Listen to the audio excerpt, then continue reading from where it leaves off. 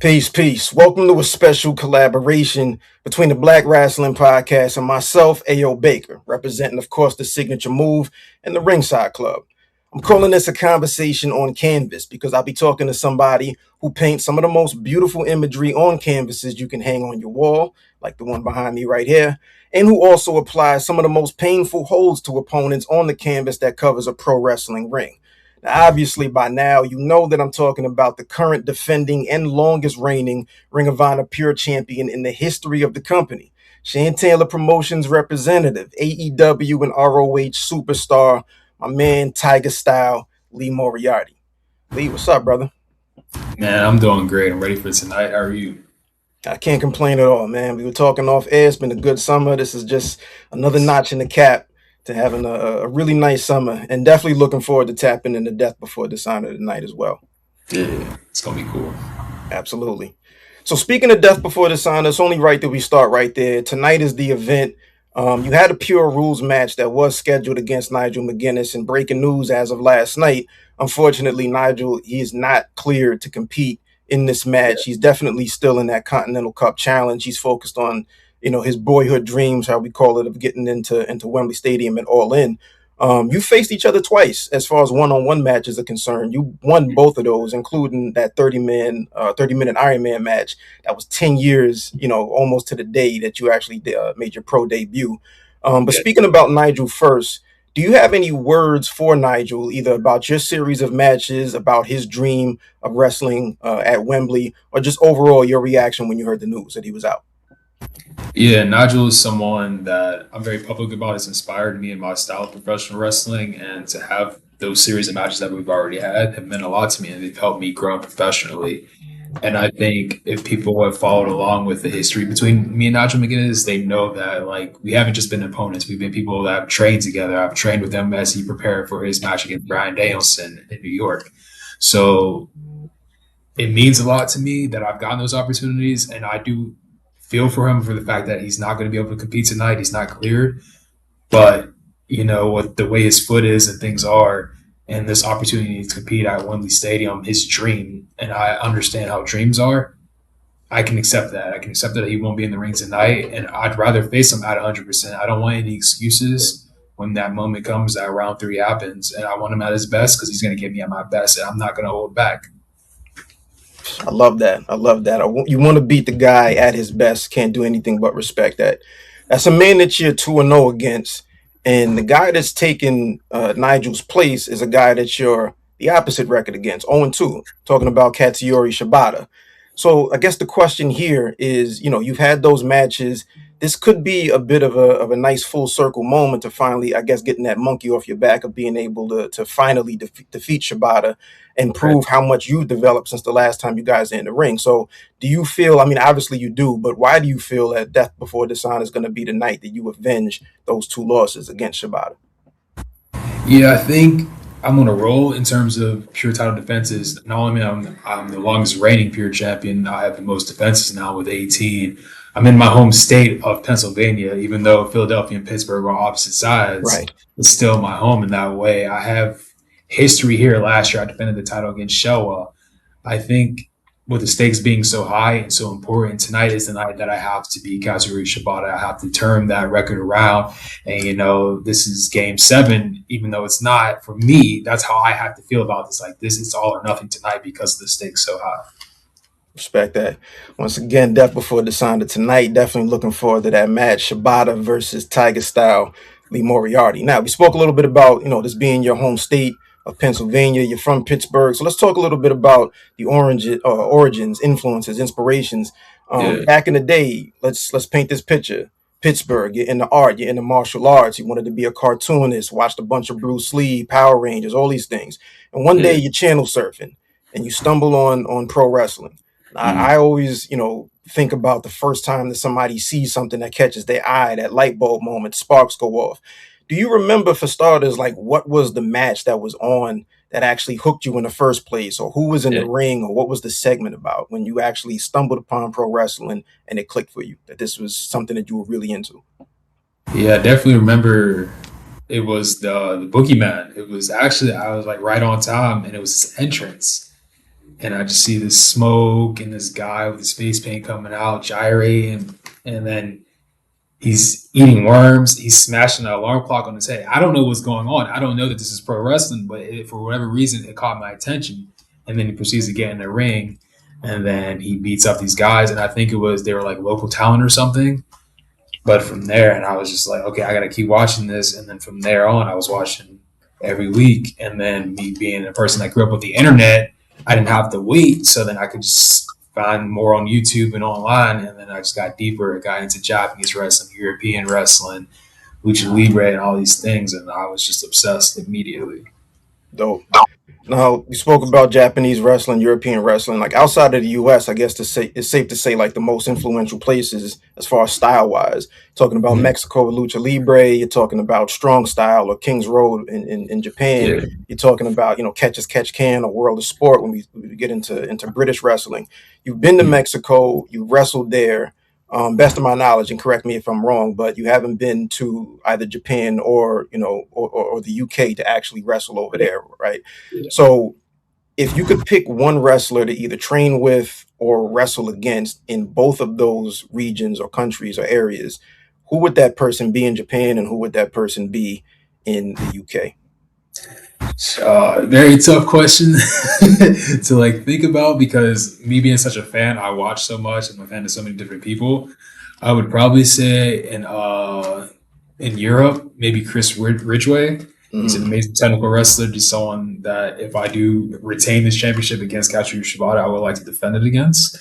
And then another guy I would like to defend it against in Japan, if I do retain tonight, would be Kosei Fujita in TMDK. I've faced off against his tag team partner, Robbie Eagles, and I'm a big fan of Kosei Fujita's work, so I would like to face those two. And then this is like the big dream match. He's both a European wrestler and he wrestles in Japan, Zack Sabre Jr. Absolutely. That's the guy. He's the standard of technical wrestling, and that's the guy I need to test myself against that I haven't had to yet. Glad you mentioned it, because if you didn't, I was going to. That's when we talk about dream all matches, together. that's mine. Yeah, for sure. Who would you say, as far as wrestlers, if there was one wrestler that you've watched more matches from, who would you say you probably studied the most?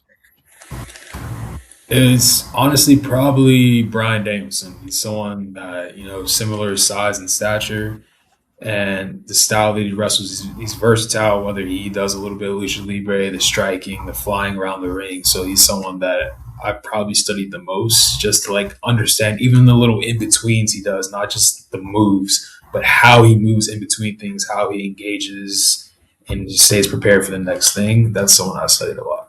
Word. And then just finishing up this little section here about like influences. Not so much wrestling here, just culture in general and the different things you're into. Like we know, you've mentioned before how even just the name Taigastyle is both influenced by Wu-Tang and MF Doom with the all caps. Wu-Tang, obviously, it was said in a song. I grew up on Wu-Tang. Shouts to that Azuzu Rodeo I used to ride around in with my pops. But is there anybody or anything that people would be surprised to learn that you've been influenced by? Maybe something that you haven't mentioned before that is an influence or has been an influence that once people see or listen to you say it, like, oh, okay, now I get it. I feel like this one's a maybe not, but I'm a big fan of Tyler the Creator. And I think it's more like aesthetically how he creates these presentations around his albums. You watch his cohesiveness in music videos and then his stage presentations. He's someone that I've been a fan of that influenced me. And also like color palettes. Like I use a lot of pinks and pastels and things like that. And it comes from both my personal interest, but also how Tyler the Creator has put them together. So that's someone that is like kind of had influence on some of my aesthetics in professional wrestling. Very dope. Very dope. Let's talk about these color palettes. Let's talk about this art. Your entire life, has been something that you've both been, interested into, and then obviously creating your own art at various points throughout your life. If we rewind back to 2024, first time you exhibited, you had 8 pieces that as soon, you put them up, your first exhibit, they all sold, including Summer Garden Selfie. I have the print here, but the original, the Perez Museum bought. And fire ass stat is the fact that made you the first active, pro wrestler with a piece in a major museum. That's dope. Yeah. as hell. What was that entire like experience like? Everything from preparing the art that was going to go into the show, actually seeing them hung on the wall, and then finally learning that all of the pieces that you put into that exhibit sold out. Yeah, it was a lot of different emotions in a good way. So when creating these paintings, I was just painting to paint because I enjoyed it. I wanted something to do. Me being a full time wrestler, I had more time at home. Orange Crush hit me up about doing this event, the NADA event in Miami during Art Basel Week, which is a big event every year they do down there in December. And then the basic way he explained it is like anything you put on display is up for sale. So I was like, oh, now I have to feel this way of like parting with these things that Right. are a part of me because I put so much into them. But I was also like, okay, this is my way of getting my art out into the world because now I'm in a world building. You know what I mean? It's the same way as someone designing a T-shirt and someone wearing it around. You're adding color, you're adding life, you're adding this like fun energy to the world, and that's the way I looked at it. And then I ended up embracing it.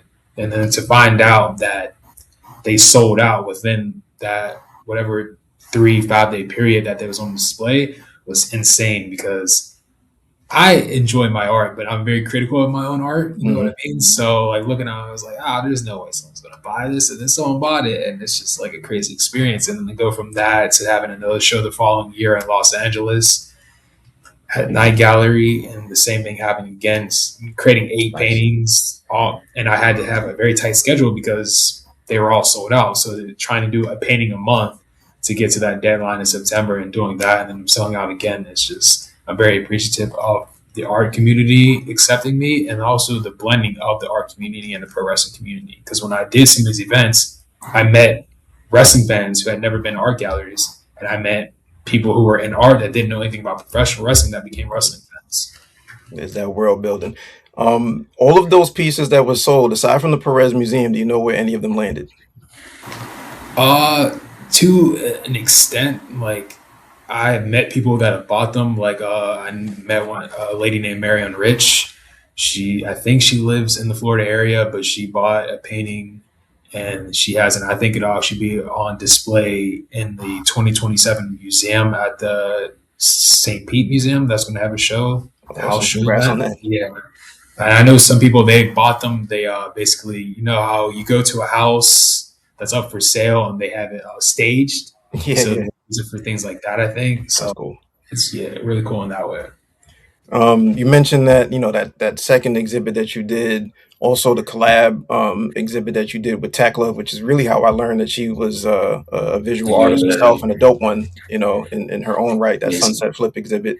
What's been the difference, like overall? I guess 30,000 feet viewpoint between like those three or any other exhibits you did. Like, what's like the growth period in between one exhibit to the next, or any learnings that you've had as far as the process?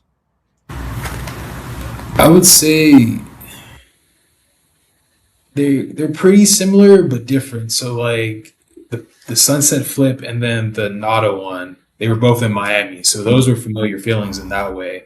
But having a joint exhibit with someone else and seeing how it's set up is like my work is very calm and relaxing to look at, where Techless has a lot of energy to look at, and seeing how those play together in this room was really cool. And then in LA, it's just a bigger presentation because this is like you're the featured person. When I did Nada, it's a bunch of different booths and a bunch of different people, and it's not just Nada. There's Art Basel and all these other galleries, but in Night Gallery, it's isolated and it's more focused on me and my work.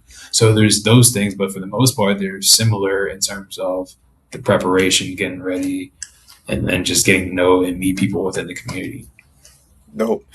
Everybody is a fan, theoretically, of the things that they're into. Obviously, you're a fan of art. Do you have like a dream piece that you would want to purchase and hang on your own wall? Yeah, I'm a big fan of. There's two particular artists. One guy's name is Zé Palito, Zehpalito, and he's a Brazilian artist that paints a lot of black figures. And he uses very like soft color palettes, like pink a lot. And I'm a very big fan of his work. And then New York artist Calls, who, if you're into art, everybody knows him. He's famous for the companion figures, the skulls, the X over eyes over cartoon characters and things like that. And he's told stories. And I was actually able to see one of his exhibits in Pittsburgh when I was at the Andy Warhol Museum, and that just inspired me so much more. But those are two of my favorite, and hopefully one day I get to own something by them. Fire. A lot of art talk. Hopefully you do get a chance to get one of them or more of Yeah. those pieces, hung up on the wall. That's dope. Let's switch back over to the good world of pro wrestling here. Yeah. But a mix though, because we're going to talk about a little bit about like the look and the gear and the way that you present yourself on camera, which in my opinion, I think you have one of the more, it's not over the top, but it is one of the more unique looks in the industry, because I feel like every piece is thought out, in my opinion. Like Yeah. everything, there's the tiger mask, there's the jackets, the different jackets that have the Taigastyle written specifically on, the left arm. So when you hit the pose, you can show it off. The different nods to black and yellow. Obviously, you're from Pittsburgh, but then there's the Bruce Lee influence from Game of Death. Question that I have though: you wear a singlet, but you Mhm. never pull the straps of the singlet up. Why? Yeah. Why is that? So the initial look comes from one of my favorite Japanese wrestlers, Masato Yoshino, who's a Dragon Gate guy, and he would have like the long tights with the singlets, similar to like Bret Hart style, but he Hmm. would never wear them up. So, and for me, I was like, okay, how do I do this but make it different? And then I just use the traditional wrestling sequence instead of the long tights, and then I don't wear it up. And I also think it's a nod to me being like the grappler and the wrestler, but it's in my own way. It's like a guy, someone wearing the overalls, but they only have the one strap on or something like that. So it's just my aesthetic of doing this my way. That's dope. Do you design like all your own gear, or is there somebody I that you do. actually collaborate with on designs? So I design all of my own gear. I go into whether that's Illustrator at the time or now Procreate, and I'll draw it up. I've created templates, so it's much easier for me to do it every time. And then I'll contact like a gear maker, like Take Flight Designs or Lucha Lady, and then they'll create it, and it's always amazing. And I'm appreciative of them. And then even with my masks, that's something that I work with Omega Masks and Dr. Omega. He's really well known. He's done stuff for like Caprice Coleman and things like that when they were back into the Omega days of their promotion. But I'm very grateful to work with the people I do, and I'm very appreciative that I have the skill to design what I want, because sometimes if you can't draw or something, it's hard to get your idea out or explain it Right. through words. But visually, it's right there where it needs to be. Any wrestlers that you give a nod to as far as their gear? Like there's a ton of Mm. different styles, but like who are some of your favorite wrestlers on the gear side of things? True. There's a lot. So I'm a big fan of Joshi wrestling, and I think Joshi wrestling is probably like the greatest presentation in all of professional wrestling aesthetically. Queen's Quest, they would always come out also with tiger mask looking things. So aesthetically, I'm a big fan of them. Mercedes Monet always comes in with crazy looks. She's amazing at that and being aesthetically like just on top of her game. Even in our group, the infantry, with Trish Adora, Carly Bravo, and Sean Dean, they put a lot of thought into the gear. They recently did a Invincible style gear for the last pay per view, and it was really cool. Dope. You mentioned the good folks, Shane Taylor Promotions. Fill in the blank. Finish this sentence. Shane Taylor Promotions is. Versatile. I agree. I think there's so many. I mean, to that definition of that word, there's so many different styles. It's a Wu Tang in itself. You don't Exactly. know where somebody's going, and then different personalities that all seem to really mesh well together. A lot of talent in that group for sure. Absolutely. We even within ourselves have made tried to make the Wu Tang Clan comparison. And like I don't know who everyone is, but we definitely know Carly Bravo is the ODB. Yeah, father to his style for sure. Yeah. Finishing up, we got two questions here. So before we get to those questions, once again, I just want to say, I'm very appreciative of your time, and obviously Of thanks course. to AEW and Ring of Honor for putting this together. As far as black wrestling as well, like Math and Cal for being the two guys on the black wrestling side of things for organizing this. So speaking of black wrestling, one thing that they do at the end of every episode is they round robin, different people, everybody that's on the show, they get asked the same question, week after week, who is your black wrestler of the week? And the purpose of the whole platform from the origin is really to highlight, really dope black wrestlers in the industry. So for the last 7 days, who's been a black wrestler that you've been paying attention to? Could be AEW, Ring of Honor, the Indies, wherever. But who was Lee Moriarty's black wrestler of the week? I'll give you two. One who works with us in AEW Ring of Honor is Leo Rush. Obviously, someone who's recreated his character and just put so much into his presentation and so much little detail. And he's always adding a new thing, like the umbrella hat. Yeah. And it's just very cool to see him because he's someone I watched coming up, and he was also we're around the same age. So it's very inspiring to see someone just continue to put in the work and try to be creative. And then the other person, her name is Leah Knight. She's a young independent professional wrestler. She's currently over in Japan, and she's going to be wrestling on a Tiger Mask anniversary show, which is really cool. She's been putting in the work, and I think there's a lot of amazing talent. I can keep going, like Darian Bankston, Charity King, etc. These amazing talents. There's just so many amazing black wrestlers that are innovating and pushing the sport forward that I'm very proud to have said I've either been on shows with them or I've worked with them in the ring. That's dope. And last question.